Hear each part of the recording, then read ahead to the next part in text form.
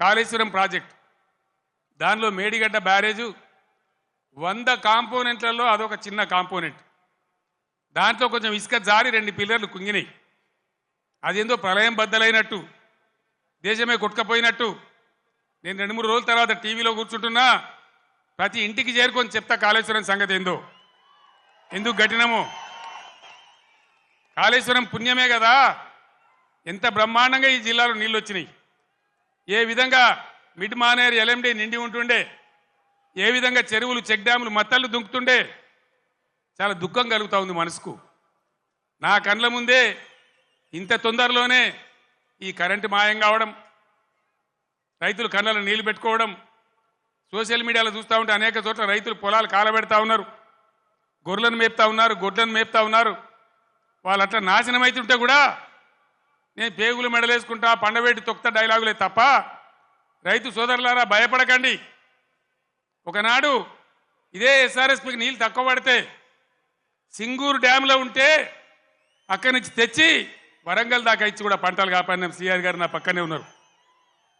ప్రభుత్వం అంటే అట్లా ఉండాలి, దమ్ము ఉండాలి, ధైర్యం ఉండాలి, రైతాంగాన్ని కాపాడాలనే ప్రేమ ఉండాలి. ఆ ప్రేమ ఉంటే, ఆ సోయి ఉంటే ఇవాళ ఈ పరిస్థితి రాకపోవు. ఎంతసేపు కేసీఆర్ని మన బదనాం చేయొచ్చా, మేడిగడ్డ ఈ గడ్డ చెప్పి మన మన మన పనులలో ఒక పన్ను వదలవుతుంది. 32 పనులు రాలగొట్టుకుంటామా, మొత్తమే ఊడగొడతామా? ఏ పన్ను అయితే ఊగుతుందో ఆ పన్ను బాగు చేసుకుంటాం, కానీ మొత్తం పనులు అయితే రాలగొట్టుకోం కదా. ఒక 2 పిల్లర్లు, మొత్తం 300 పిల్లర్లు ఉంటాయి కాళేశ్వరంలో.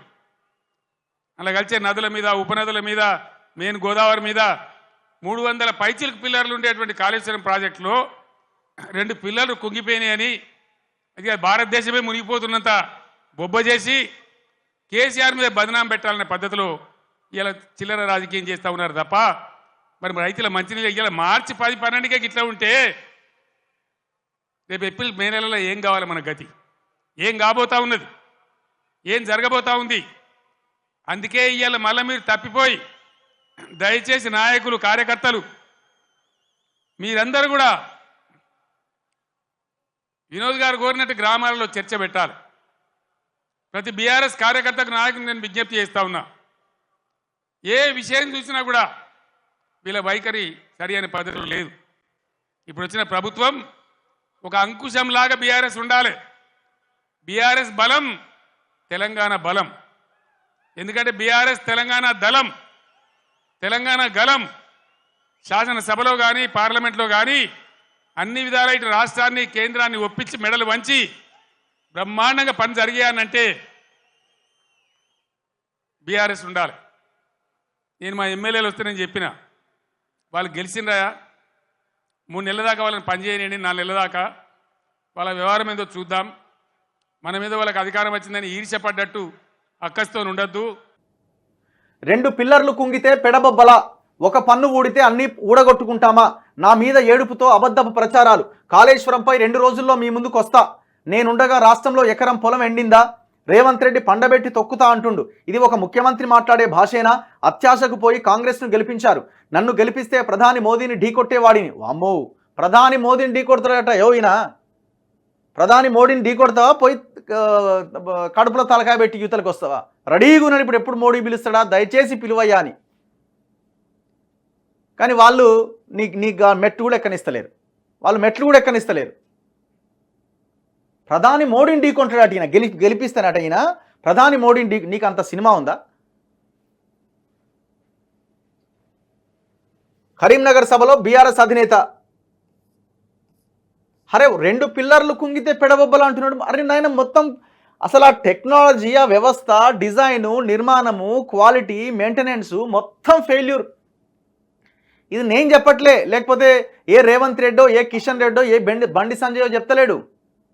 ఇది కంట్రోలర్ అండ్ ఆడిటర్ జనరల్ చెప్తుంది. నీకు తలకాయ ఉంటే మెడ మీద, నువ్వు ముఖ్యమంత్రిగా 10 సంవత్సరాలు పనిచేసినోడు అయితే 259 పేజీల కాగ్ రిపోర్ట్ని ఎదురుగా పెట్టుకొని పవర్ పాయింట్ ప్రజెంటేషన్ నీకు దమ్ముంటే, కాగ్ తప్పు చెప్పింది అని నువ్వు ఒక్కొక్క పాయింట్ రేజ్ చేయి. నీకు దమ్ముంటే 250 పేజీల కాగ్ రిపోర్ట్ని ముందు పెట్టుకొని తెలంగాణ ప్రజలకు సమాధానం చెప్పు. నువ్వు నేషనల్ డ్యామ్ సేఫ్టీ అథారిటీ ఇచ్చిన రిపోర్ట్ నమ్మవు, దానికి మోడీకి లింక్ పెడతావు. రాష్ట్ర ప్రభుత్వం విజిలెన్స్ ఎంక్వైరీ నమ్మవు, దానికి రేవంత్ రెడ్డికి లింక్ పెడతావు.